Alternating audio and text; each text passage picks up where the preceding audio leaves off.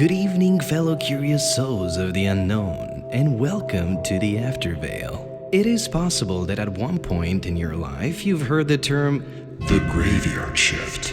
If not, you'll hear it from me, Viktor Corvin, keeper of the Afterveil. Pleasure to meet your acquaintance. The term graveyard shift is mostly known from work when you're on the night shift, right? Typically related to jobs that run 24/7 like hospitals, security work, radio shows, or one of my all-time favorites, funeral services. What? Someone has to do the dirty work 24/7 unless... Are there any volunteers? But what's the origin of this term? Why the word graveyard? You're not working in a graveyard per se, right?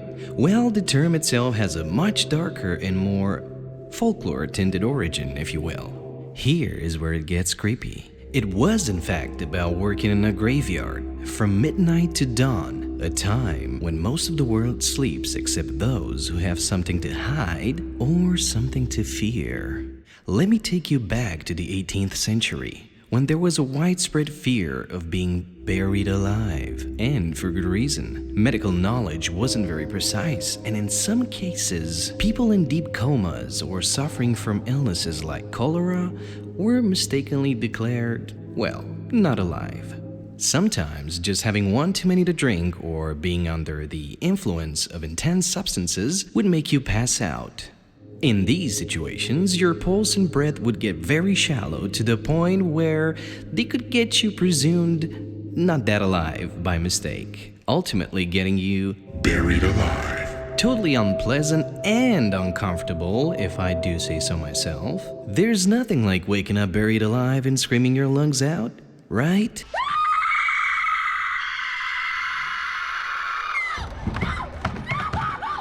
Yet how would people know when they buried someone alive? That's the question. Well, there were several grim signs that made people suspect or discover this horrifying mistake. Cemetery workers or family members of the supposedly departed sometimes noticed displaced earth or shifted coffin lids after burial. In some cases, they would reopen a grave and find that things weren't as they left them.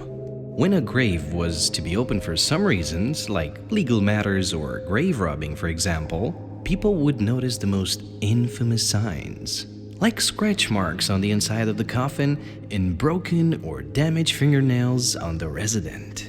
These gruesome discoveries were among the strongest indications that someone had awakened underground and desperately tried to escape to claw their way out, so to say.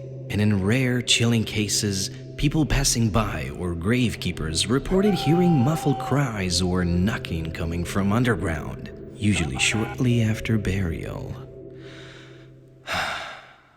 Unfortunately, these were often dismissed as superstitions until they weren't. Such a pity. Talking about misfortune to your very last breath. Now, to prevent such horrifying mistakes, some coffins were rigged with bells above the ground, connected to a string tied to the person's hand. If the person awoke underground, they could ring the bell and signal that they were still alive. Now that was a nice twist for the potential full-time residents of Kirkyard Hotel.